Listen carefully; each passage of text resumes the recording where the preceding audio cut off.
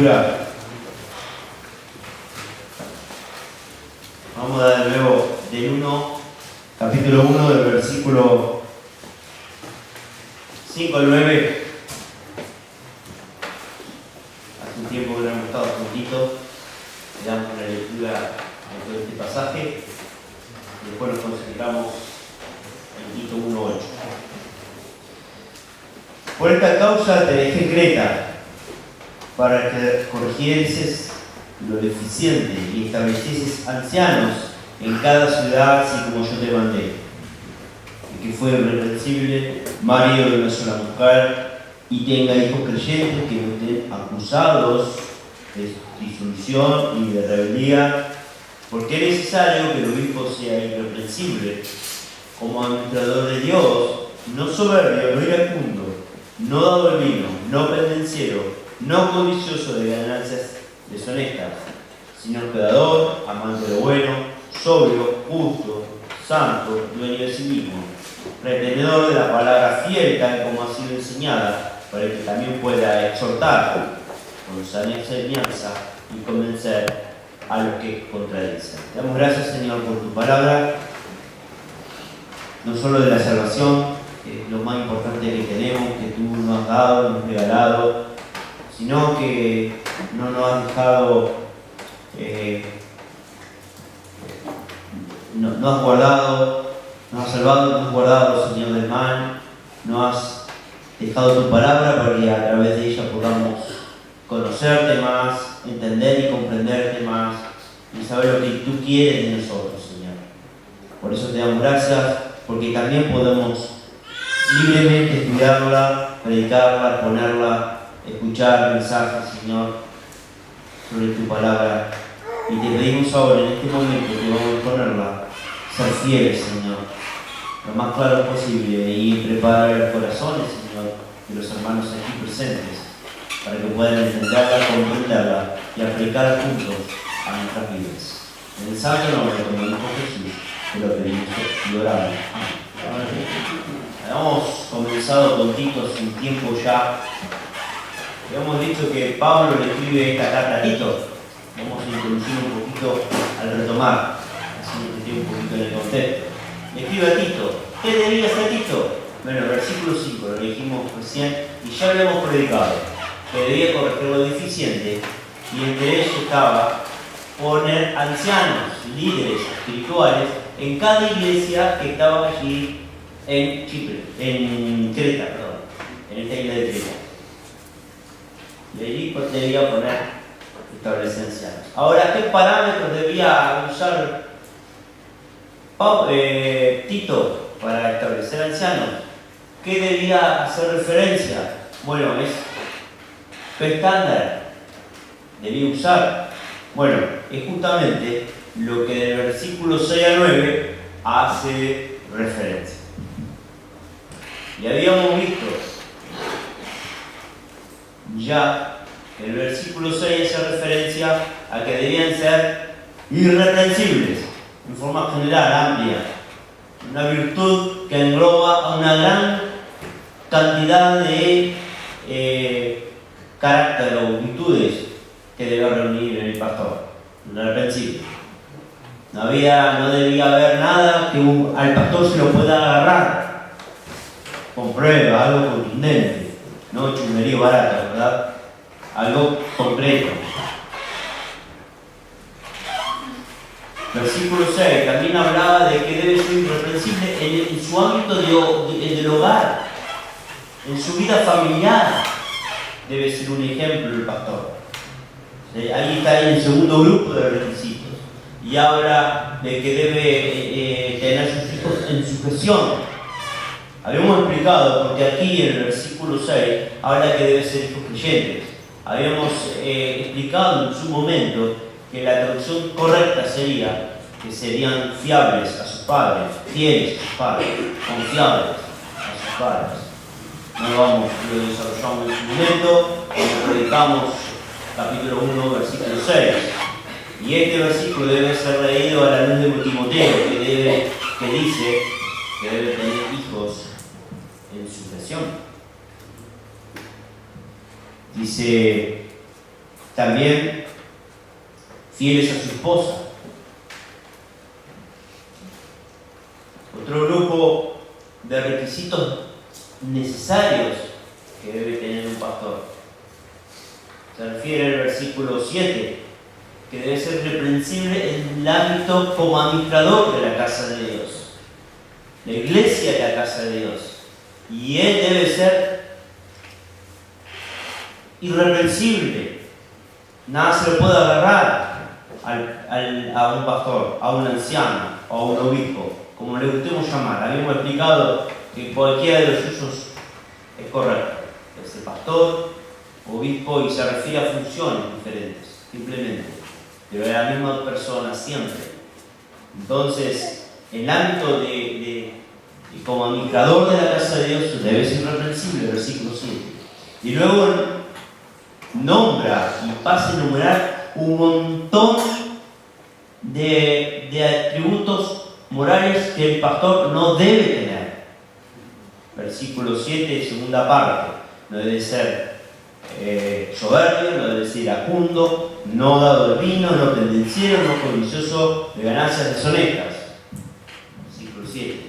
Atributos morales que el pastor no debe reunir. Versículo 8 es lo que vamos a ver ahora. Hoy nos vamos a concentrar en el versículo 8. El otro ya lo vimos. Y se refiere a otro grupo de características del pastor, que son atributos morales que sí debe guardar un líder espiritual. Hospedador, dice, amante de lo bueno, sobrio, justo, santo, dueño de sí mismo. El versículo 9 lo vamos a dejar para otro domingo. Se refiere al retenedor de la palabra fiel.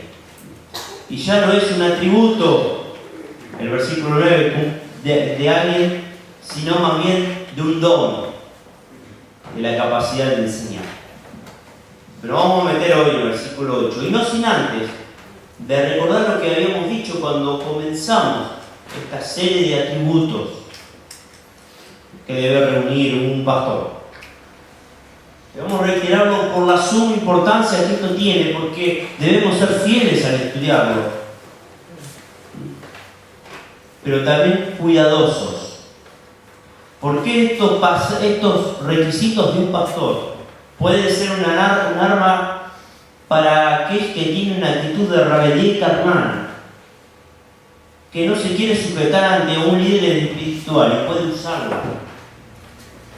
Puede usarlo para desacreditar a alguien que realmente cumple perfectamente con los requisitos de un pastor. Para una persona que tiene, para un hombre caído, es más fácil fijarse en los defectos que puede llegar a tener un líder espiritual que en sus virtudes. Y ahí está, criticando y hablando.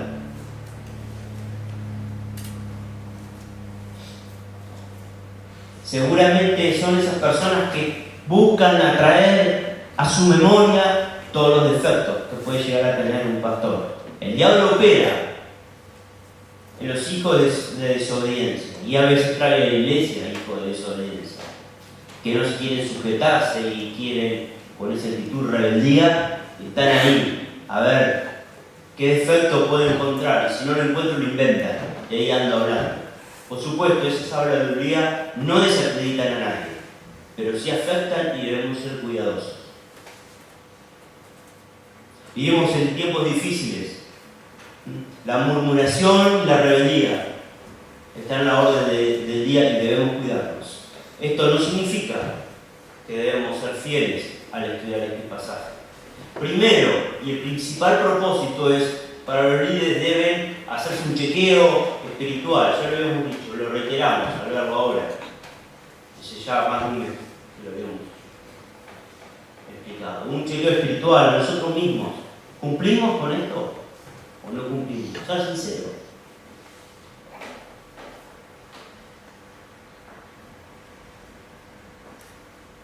Para la congregación, indudablemente, debe orar por sus pastores. Pero tal vez, indudablemente hay otros propósitos. Primero, porque de alguna u otra forma, y esto depende de la organización local de la iglesia, pero en nuestra iglesia la congregación participa de la selección de los líderes. Y de alguna manera todos los miembros han y irán a participar en la selección de líderes espirituales, pastores, ancianos, y deben tener esto presente para saber cumple o no cumple un determinado candidato con estos requisitos. Primero, y también, porque si bien esto se refiere a los pastores, son estándares que se aplican a ustedes también, a todos. Esto no es decir, bueno, es para los pastores y yo esto a mí no me alcanza. No, es para ustedes también. Bueno, voy a volver a hacer referencia a esto, pero es para ustedes también.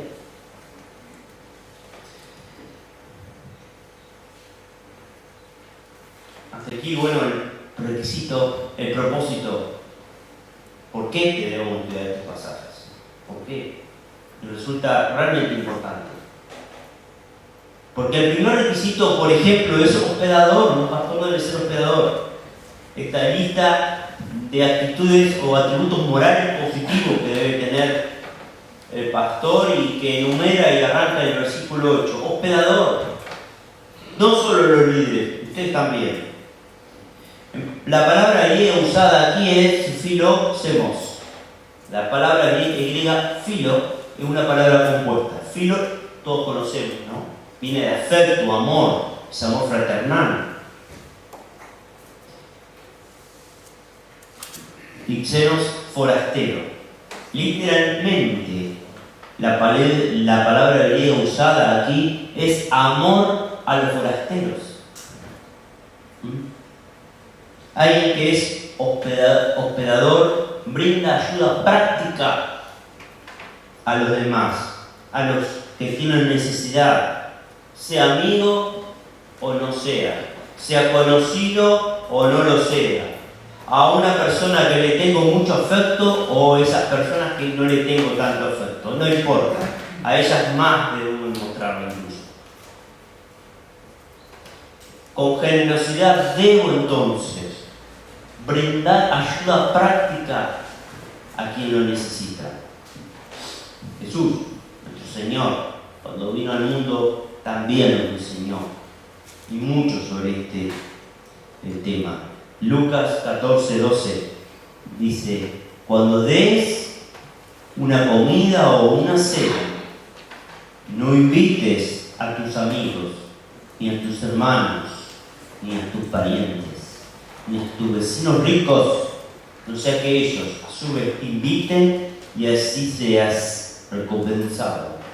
Más bien, cuando des un banquete, invita a los pobres, a los inválidos, a los cojos y a los ciegos, entonces serán dichosos, pues aunque ellos no tienen con qué recompensarte, serás recompensado en la resurrección de los justos. Por supuesto que Jesús no está diciendo que no invitemos a nuestros parientes, amigos a cenar a nuestra casa. No dice eso. Lo que dice nuestro Jesús, que no solamente invitemos a las personas que nos agradan o los que nos sintamos bien, a todos. Ese es el punto. Pablo le dijo a los cristianos en Galacia: así que cuando tengamos oportunidad, hagamos bien a todos, mayormente a los de la familia de la fe. Gálatas 6:10. En Hebreos, elogiando a los hospedadores, dice que algunos, sin saberlo, hospedaron ángeles. Algunos. No se está refiriendo solo aquí a los líderes, se está refiriendo a todos. Todo cristiano, entonces, en verdad, debe practicar la hospitalidad. Romanos 12:13. Todos debemos practicar la hospitalidad. Y debe hacerse la hospitalidad los unos a los otros, sin murmuración, dice el apóstol Pedro en su primera carta, capítulo 1, versículo 9. Los ancianos, indudablemente, deben ser un ejemplo en esta área para que, lo imiten. Primera Timoteo, capítulo 3, versículo 2. Y Job, un ejemplo. Job nos dice, Job 31-32, el forastero no pasaba fuera la noche. Mis puertas se abren al caminar. El anciano pues tiene que ser esa clase de persona que cuando entre un extraño en la iglesia no se cierra ante él, sino que se interesa por esa persona, por ese extraño que no conoce. Le da una sincera bienvenida. Debe estar dispuesto a abrir su casa para recibir a creyentes, a viajeros, a necesitados, a perseguidos. Ahora bien, es importante entender en cuenta que este texto, esta característica, debe estudiarse y medirse con una gran dosis y, por supuesto, practicarse con una gran dosis de sentido común. No es lo mismo el contexto actual que hoy vivimos que el contexto de aquel entonces. Sabemos por escritos contemporáneos que los albergues en aquel entonces eran pocos y sucios. Frecuentemente eran además centros de prostitución. En aquel entonces los cristianos tenían muchas necesidades de viajar. Algunos, por su afán de misioneros, salían a recorrer iglesias. Otros por cuestiones comerciales y otros a causa de persecución. Por todas estas razones, o por algunas o por todas en su conjunto, había una gran necesidad de alojamiento de personas, de cristianos. Se tornaba imperiosa esta necesidad. Y lo importante era esa predisposición por esa circunstancia de alojar a forasteros, creyentes forasteros, que se encontraban por ahí en la iglesia, por algún motivo. Ese amor y esa obligación fraternal que había, y que había de demostrarlo, de alguna manera. Hoy la situación es distinta. Y por supuesto, que si bien el requisito bíblico sigue vigente, es cierto que los pastores, como el resto de la congregación, también tienen derechos de intimidad. También deben cuidar su familia. También debemos cuidar de personas que están ahí, a ver qué ventajita puede sacar. O una gran dosis de inseguridad como vivimos en nuestro país, y debemos cuidarnos. Pero dentro del ambiente cristiano debemos estar dispuestos a practicar la hospitalidad.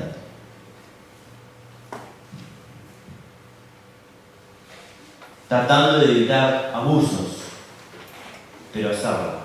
Otro requisito, otro atributo moral positivo, digo porque siempre está aquí en el versículo 8 el sentido positivo.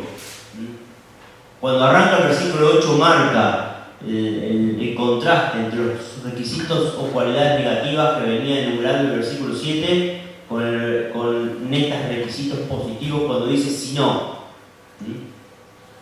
Si no, peor, y ahí arranca, ¿no? Dice amante de lo bueno.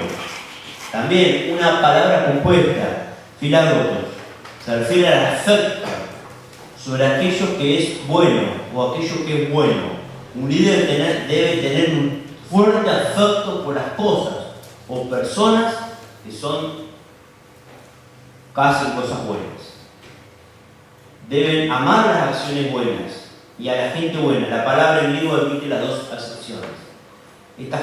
Esto contrasta notablemente con los falsos maestros, que según Timoteo dice que los falsos maestros aborrecen lo bueno, odian lo bueno un líder, en realidad todo cristiano, pero estamos hablando del líder, debe amar lo bueno. Debemos estar dispuestos a hacer acciones que beneficien a otros. Que ama lo bueno en sus pensamientos, que lo refleja en sus conversaciones.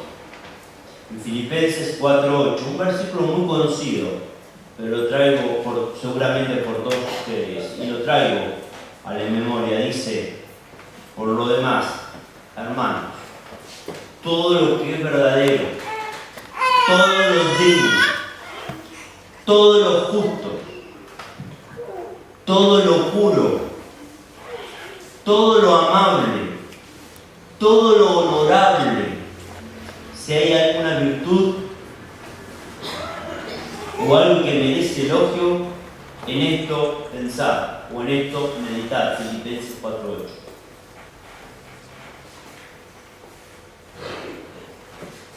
Nuestra natural tendencia humana es natural, devolver mal por mal. Pero sin embargo, las Escrituras nos manda a devolver bien por mal. Si nos hacen un daño, no importa. Nos causa a alguien algún dolor, nosotros debemos actuar diferente. Bien, dense con el bien al mal, dice el apóstol Pablo. El mismo que escribió Tito, el mismo que escribió Romanos 12:21, dice: devolver bien, vence el bien por el mal. Nuestro Señor también nos enseñó sobre esto. Habéis oído que se dijo: amarás a tu prójimo y odiarás a tu enemigo. Pero yo os digo: amad a vuestros enemigos y orad por los que os persiguen, para que seáis hijos de vuestro Padre que está en los cielos, porque Él hace salir el sol sobre malos y buenos, y llover sobre justos e injustos. Porque si amás a los que aman, ¿qué recompensa tenéis? ¿No hacen también lo mismo los recaudadores de impuestos? Y si saludáis solamente a vuestros hermanos, ¿qué hacen más que otros? ¿No hacen también lo mismo los gentiles? Por tanto, sed vosotros perfectos, como vuestro Padre Celestial es perfecto. Las personas que aman solamente las personas divertidas, poderosas, ricas, le abrirán las puertas de la iglesia solamente y a los cargos en la iglesia a personas de esta talla, y colocarán en estos lugares. Pero si sos una persona que ama a personas que hacen lo bueno, que aman lo bueno, vamos a terminar colocando en la iglesia a los lugares, a las personas realmente que buscan lo bueno y que lo aman. Puede ser divertido o no, pero no es el punto, que aman lo bueno. En el mundo a veces se busca y se elogia y se busca juntar solamente con personas divertidas. Claro, es lindo pasar un momento, que te hagan reír, pero no buscamos, no se busca, no se elogia esta virtud. Personas buenas, que buscan hacer lo bueno, que tengan pensamientos puros, como los enumera Pablo en Filipenses. Y eso es lo que busca la iglesia.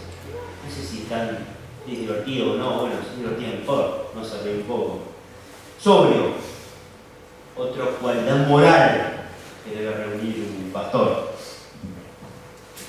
Es una palabra compuesta también.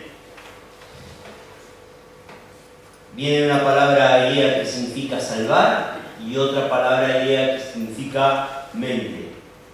Una persona sana de mente y mantiene la calma en cualquier circunstancia.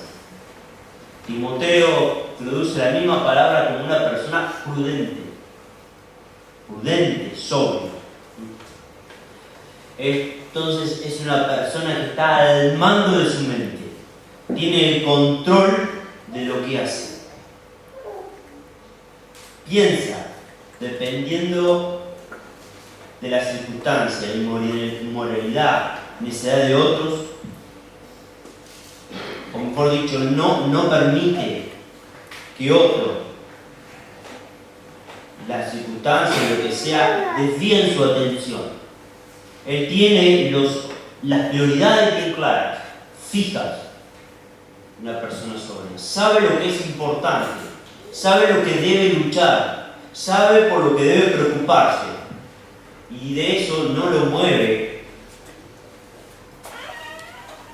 como dije ya, ninguna circunstancia, por más adversa que sea. Una persona sobria es de lo que uno puede confiar en el liderazgo de una iglesia. ¿Por qué? Porque yo a esa persona sobria puedo ir tras un consejo, porque sabe cuál es la prioridad y no se va a mover de ella. Yo a esa persona sobria le puedo confiar una iglesia porque sabe manejar una cuestión de pecado en la iglesia o disciplina, porque sabe cuáles son las prioridades, sabe tratar a la iglesia, no se mueve y ni se involucra en las cosas triviales, inmorales, improductivas, necesarias. Se aboca a realmente los problemas y los resuelve, o busca solucionarlos. Entonces es una persona que se aboca a las prioridades y se aboca a resolverlas. Esta virtud es exigida, fíjense, también a los ancianos de la iglesia. Dice capítulo 2, aquí mismo en Tito, versículo 2, que los ancianos sean sobrios, serios, prudentes, sanos en la fe, en el amor y la paciencia. Aquí se refiere a personas de edad. Deben ser sobrios. Luego, más adelante, capítulo 2, versículo 11, dice, porque la gracia de Dios se ha manifestado para la salvación de todos los hombres. 10. No defraudando, sino mostrando fieles a todos los hombres para que en todo adornen la doctrina de Dios, nuestro Salvador. Porque la gracia de Dios se ha manifestado para la salvación de todos los hombres, enseñando que, renunciando a la impiedad, a la impiedad, a la deseo mundano, vivamos en este siglo, aquí está, siglo, sobria, justa y piadosamente, abordando la esperanza bienaventurada de la manifestación gloriosa de nuestro gran Dios y Salvador Jesucristo. Entonces, ya primero los ancianos, aquí ya a toda la congregación debe vivir sobria. Más un poquito antes, versículos 5 y 6, dice, se refiere a los jóvenes, a ser prudentes, castas, cuidadosas de su casa, buenas, sujetas a sus maridos, a las mujeres jóvenes acá, ¿no? Para que la palabra de Dios no sea blasfemada. Y el versículo 6 exhorta a sí mismo a los jóvenes a que sean prudentes. Lo que vemos aquí, en el capítulo 2, que ser sobrio, ser prudente, es una cualidad para todos, en verdad. Sí, en mayor exigencia se le debe exigir a un pastor, pero en verdad ustedes no se sientan, esto es para un pastor y para mí no, y para ustedes también, hermanos, para todos. Un pastor debe ser justo. La palabra griega usada es dikaios, denota aquello que es apropiado, correcto, ajustado. También se traduce recto. El líder espiritual no debe caracterizarse por la parcialidad, por la discriminación. Todo lo contrario, debe caracterizarse por su rectitud, por su integridad en el trato con los demás.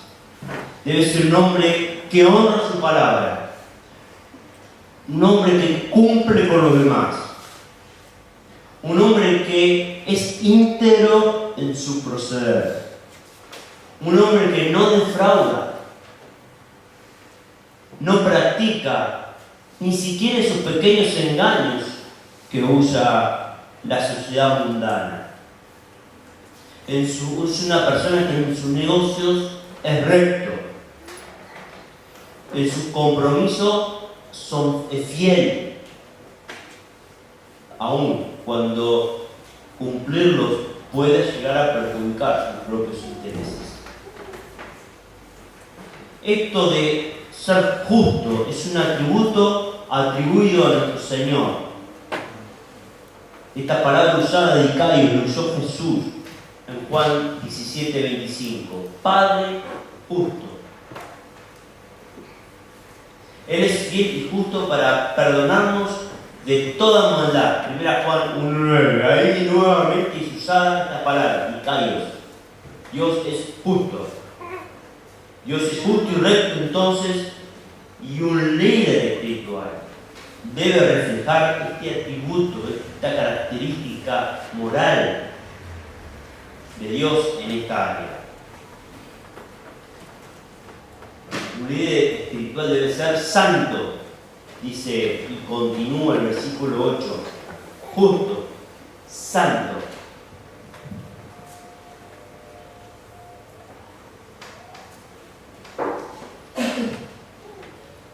La palabra griega usada aquí es ocios. No es la palabra griega más común en el Nuevo Testamento, ocios, la cual se traduce santos. La palabra, agarramos el Nuevo Testamento, vamos a encontrar muchas veces, en muchas partes, la palabra santo, traducida santo. Bien, en el original, la mayoría de las veces que se usa, que se traduce la palabra santos, la palabra original es agios, que es la que normalmente leemos como santo. Aquí la palabra original en griego usada es ocios, también se traduce como santos. Están indudablemente ambas palabras relacionadas en sentido general, o pueden tener un mismo significado general.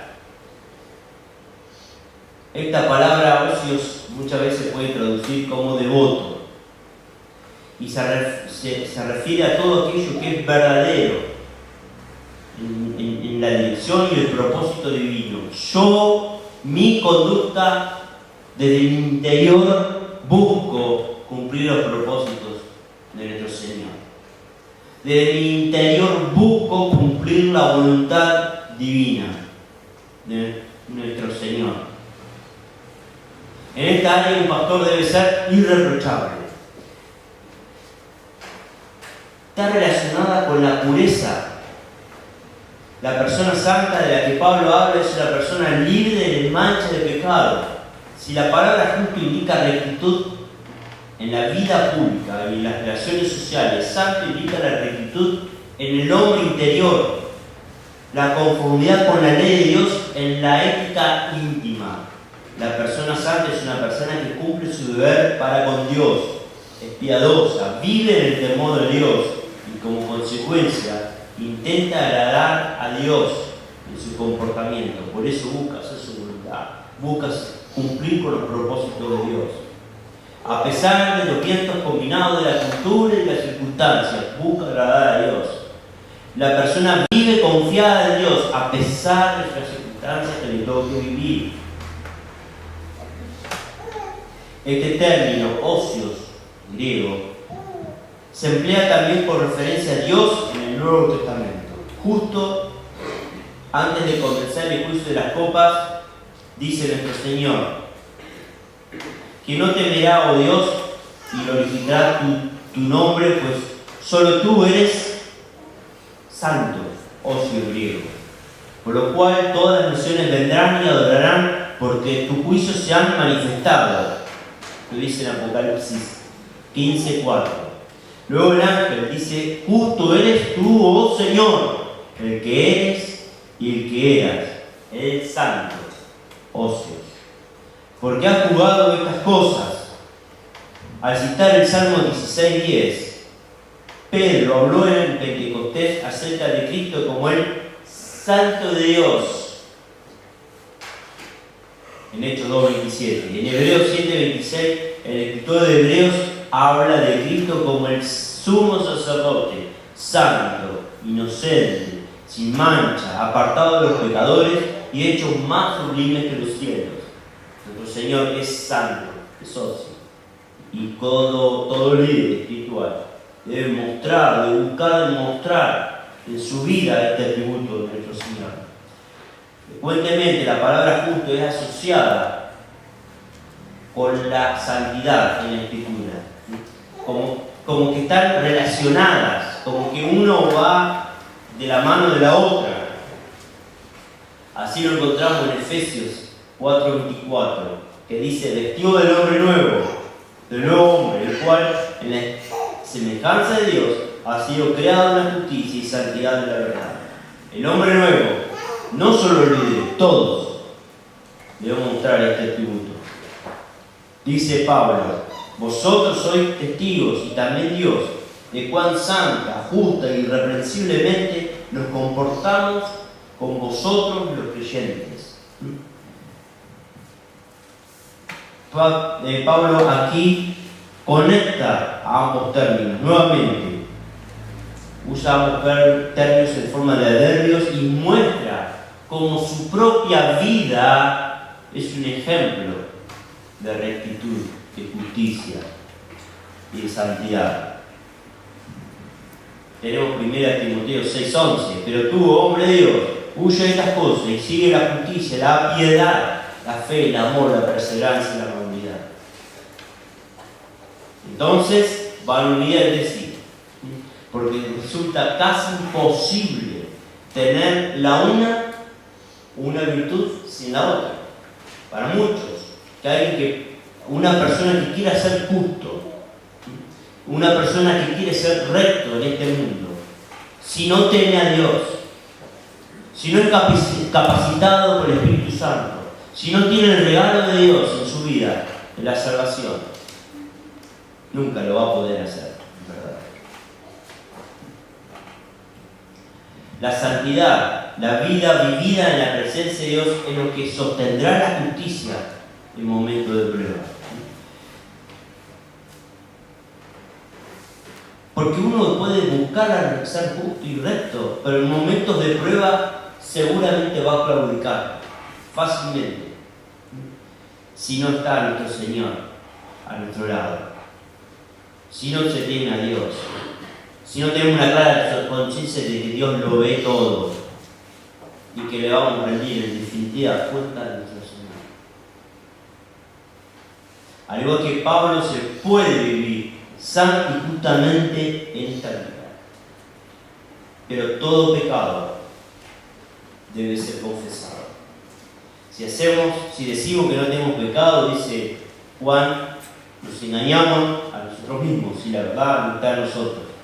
Pero si confesamos nuestros pecados, Él es fiel y justo para perdonar nuestros pecados y limpiarnos de toda maldad. Todo líder espiritual, nadie es perfecto en esta vida. En un punto sí podemos alcanzar la madurez, pero en otro punto no podemos alcanzar la perfección absoluta de esta vida. Siempre hay un pecado, pero podemos alcanzar en la medida que confesamos diariamente. Aquí Juan habla de la confesión diaria. Diariamente nos vemos, nos examinamos y confesamos diariamente lo que hemos caído y nos damos cuenta de nuestro error. Por último, otro tributo que debe mostrar, dueño de sí mismo. Un pastor lleva una vida ejemplar de Dios, que se somete al control del Espíritu Santo en su interior. El administrador de la casa de Dios se debe caracterizar por ser el dueño de sí mismo y por la autodisciplina que debe tener, especialmente en sus aspectos físicos. Un hombre indisciplinado va a caer muy fácil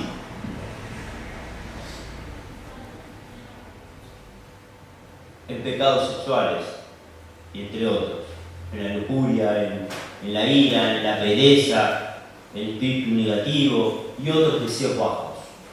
Va a caer muy fácil aún el desánimo. Es presa fácil del diablo. Un hombre de Dios debe aprender a ser dueño de sí mismo, a tener disciplina, a ser disciplinado. Salomón, recordamos, es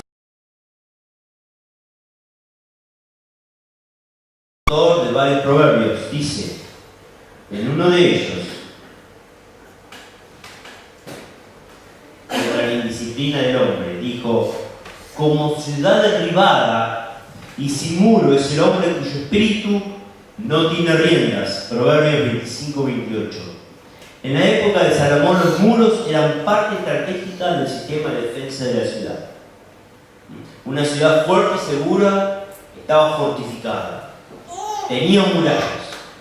Salomón asemejaba el poder de control propio de una persona con las paredes fortificadas de una ciudad.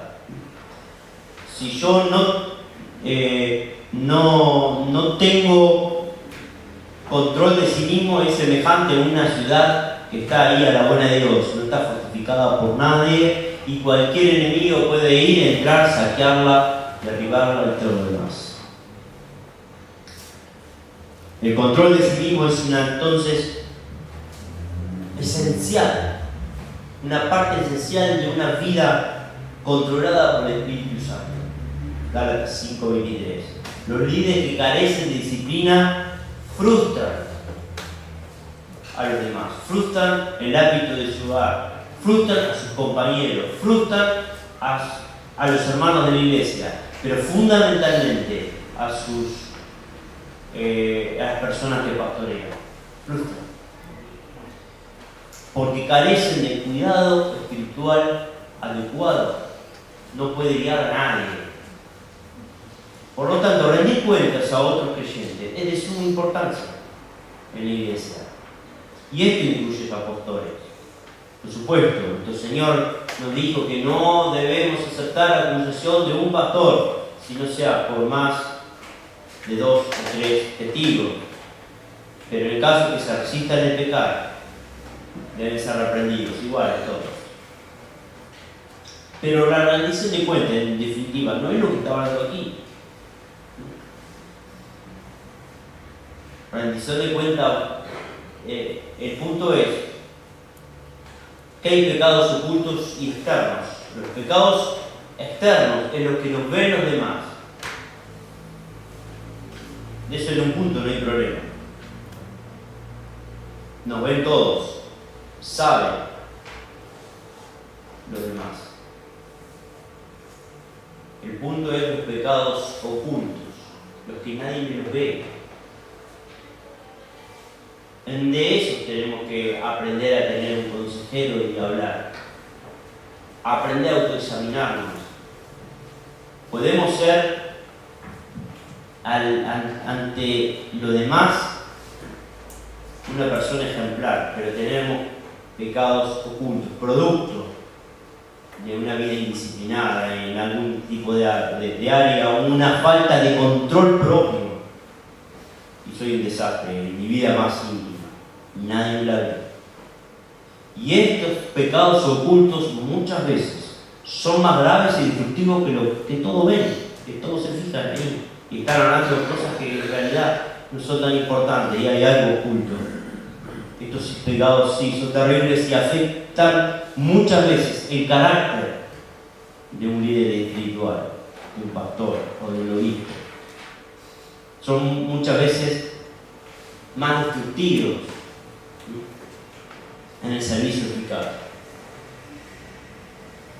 El pastor dueño de sí mismo camina entonces con Dios en integridad de corazón. Tiene la gracia continua de Dios obrando en su vida de tal manera que posee madurez espiritual, pureza moral para guiar a la congregación. Por la gracia de Dios. Dice Pablo en 2 Corintios, nuestra gloria es esta, el testimonio de nuestra conciencia, que con sencillez y sinceridad de Dios, no con sabiduría humana, sino con la gracia de Dios, nos hemos conducido en el mundo y muchas veces con vosotros. Él puede hablar de disciplina, de control. Él se condujo correctamente. Y en este punto, todo creyente tenemos estos estándares. Porque todos debemos ser perfectos, dice nuestro Señor Jesús. Hoy lo leímos. Mateo 5:48. Yo soy perfecto, ustedes sean perfectos. Todos debemos buscar estos estándares. Todos. Lo que hemos enumerado de aquí. Un cristiano debe ser irreprensible también. Y no lo es porque... Y si no lo es, porque lleva una vida descuidada, porque lleva una vida impura, no va a perder la salvación. Pero un creyente sí va a perder este privilegio que es liderar, pastorear a la iglesia de nuestro Señor. Y en este punto, sí un estándar para los líderes espirituales. En un punto es para todos, porque todos deben buscar. Pero en otro punto es más alto y más exigente para un líder, porque el líder sí o sí debe cumplirlos. Spurgeon, en sus lecciones para mis estudiantes, escribió, ya con esto vamos a ir terminando, si un pastor fuere llamado a una posición ordinaria y a un trabajo en común, la gracia común tal vez puede satisfacerle. ¿Saben lo que es la gracia común, no? Es la gracia que tenemos todos. Aunque de todas maneras sería una satisfacción indolente, pero al ser elegido para labores extraordinarios y llamado de un lugar de peligro inusual, debería estar ansioso de poseer aquella fortaleza superior que es lo único adecuado para su lugar de trabajo. Su pulso de piedad vital debe latir con fuerza y regularidad. Su ojo de fe debe tener claridad completa. Su pie de resolución debe ser firme. Su mano de actividad debe ser pronta. Todo un ser interior debe estar en el grado más alto de salud y cordura. Se dice que los egipcios escogían sus sacerdotes de entre los más entendidos de los filósofos y tenían en tal alta estima a sus sacerdotes que elegían a los reyes de entre ellos o entre los tales. Se requiere que tengamos como ministro de Dios los más selectos de todos los ejércitos de los cristianos, hombres de tal altura que si la nación quiere reyes, lo mejor que podría hacer es elevarlos al trono. Para algunos trabajos nos escogemos más que al fuerte, y cuando Dios nos llama a los labores ministerial, deberíamos esforzarnos en la gracia para ser fortalecidos y adquirir el estado espiritual y también físico adecuado para ejercer nuestra posición, en lugar de ser meros novatos, fluctuantes y a la deriva de las tentaciones de Satanás, para el perjuicio de la iglesia y de nuestra propia ruina. Debemos mantenernos de pie y firmes, equipados de toda la armadura de Dios, listos para hazañas de valor que no esperan de otros. Para nosotros la admiración, el olvido de nosotros mismos, la paciencia, la perseverancia y la longanimidad de las virtudes cotidianas. Y quizás hay alguien que tenga estas virtudes en exceso, mas no vale vivir muy cerca de Dios si es que vamos a salir aprobados en el ejercicio de nuestra vocación. Bueno, tal vez no entendieron o comprendieron todo, pero está ahí en el libro de Spurgeon. Si uno quiere y busca en estos lugares de privilegio, tiene que tener el valor. Y como dice, en nuestro interior debe latir el más alto grado de salud y cordura. Debe latir con fuerza y regularidad esta virtud de piedad. Debemos aprender a luchar con las acechanzas del diablo. Y debemos aprender que todas las virtudes, que son para todas, en un líder las debe cumplir. Es una opción, una obligación. De modo que debemos aprender, como dije, si debemos examinar a alguien, debemos estudiar punto por punto todas estas virtudes, pero para nosotros también. Porque esto va para nosotros, como debemos ir viendo. Debemos ir a aprender a ser hospedador, buscar hacer bien a todas las personas, no solo a los que nos agradan, sino a los que no nos agradan también. Amar a lo bueno, a las acciones buenas, a las personas de valor que tienen pensamientos puros, correctos. Debemos tratar de buscar ese tipo de personas, sobrios, justos, santos, dueños de sí mismos, disciplinados, tener control de nuestras mentes. Debemos buscar realmente estos valores. Y debemos pedir, sin duda, la ayuda de Dios. Solo no podemos. Damos gracias, Señor, por tu palabra y que esta noche, que hoy hemos estudiado, tal vez estos requisitos que tú le has dado a través de Pablo, a Tito, y a través de esta carta a todos los creyentes y a todos los líderes que deben aspirar a este lugar de privilegio. Pero también, Señor, como debemos imitar a los hombres de Dios, son virtudes que todo cristiano debe buscar ansiosamente, Señor, para darte a ti, para tener paz en su interior, para tener una vida de gozo, Señor, y tranquilidad.